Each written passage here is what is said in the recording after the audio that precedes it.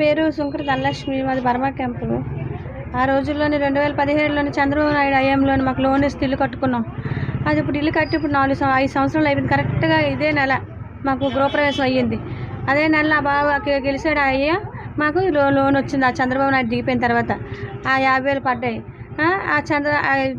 రాయి ఉంటుంది కదా బాబా, రాయి తీసిమని చంద్రబాబు నాయుడుది ఏంటంటారు దాని పేరు, తెలుగుదేశంది తీసేసి వైసీపీ వాళ్ళది పెట్టండి, కాగితం రాసి పెట్టండి, మేమే ఇల్లు ఇచ్చినట్టు, మేమే చేసినట్టు, మేమే డబ్బులు ఇచ్చినట్టు, అన్నీ మేము చేసినట్టు చేయండి.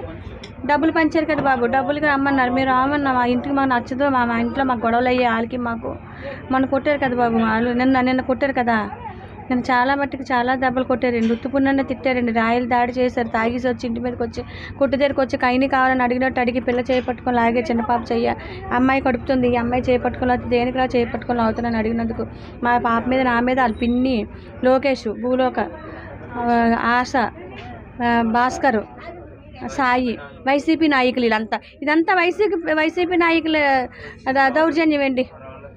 మేము చెప్తున్నాం మాకు న్యాయం జరిగినట్టు చూడండి. ఆ పోలీస్ స్టేషన్లో పోలీసులు కూడా ఒక్కడే ఉన్నాడు అంటున్నారు, కానీ ఆ తక్కిన 5 తీసుకురావట్లేదు బాబు. నాకు ఇంత కన్నం అయిపోయింది, ఇన్ని అంగుళాలు 21 కుట్టు పడింది, నాకు 21 కుట్టు పడింది, నా కూతురికి ఒక 8 కుట్లు, నా కొడుకు ఒక 7 కుట్లు, నాకు కడుపుతుండి గర్భిణీ పిల్ల మీద కలబడిపోయారు నా చిన్న కూతురి మీద. మాకేంటి చంపేస్తారా? మనుషుల్లో బతుకుతున్నావా, రాక్షసులో బతుకుతున్నావా? ఇదేమి అసలు ఆంధ్ర, ఏ విశాఖపట్నం? వైసీపీ నాయకులకు నమస్కారం, ఆడ దిగిపోవాలా, మళ్ళీ న్యాయం వస్తుంది. వైసీపీకి వేయాల్సింది వీళ్ళకి ఎందుకు వేశారని చెప్పేసి చాలా పెద్ద గొడవ చేశారు. ఆ తర్వాత ఏవో తిట్టారు. ఇంక నేను అడిగిన తర్వాత చాలా పెద్ద మాట్లాడారు. నేనే ఇంకా అడిగిన తర్వాత అమ్మ అడిగింది, అమ్మని అడిగినందుకు అమ్మ ఫస్ట్ దాడి చేశారు, చాలా పెద్ద కర్రతో తీసుకొని వచ్చి కొట్టేశారు. తర్వాత నేను మధ్యలోకి వెళ్ళినందుకు నన్ను కొట్టారు, ఆశ నా అమ్మాయి కొట్టేసింది. తర్వాత తమ్ముడిని నలుగురిని పట్టుకొని వెళ్ళిపోయి మీద నుంచి అంటే భుజం మీద తీసుకొని వెళ్ళిపోయి నలుగురు ఏకంగా తీసుకొని వెళ్ళిపోయి కొట్టేశారు, 1 కిలోమీటర్ దూరం తీసుకొని వెళ్ళిపోయి.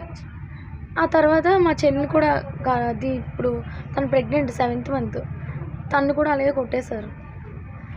ఇప్పుడు అస్సలు మాకు న్యాయం అనేది జరగలేదు. పోలీసులు అయితే ఆ ఒక్కరే ఉన్నారు, ఆ లోకేష్ అనేవాడే ఉన్నారు అంటున్నారు, కానీ లోకేష్ అనేవాడు, సాయి, భూలోకు, ఇంకా వాళ్ళ తమ్ముడు ఇంకా చిన్ని, ఆశానమ్మ, వాళ్ళందరి మీద కేసు పడాలండి. వాళ్ళందరూ వచ్చి మమ్మల్ని కొట్టారు.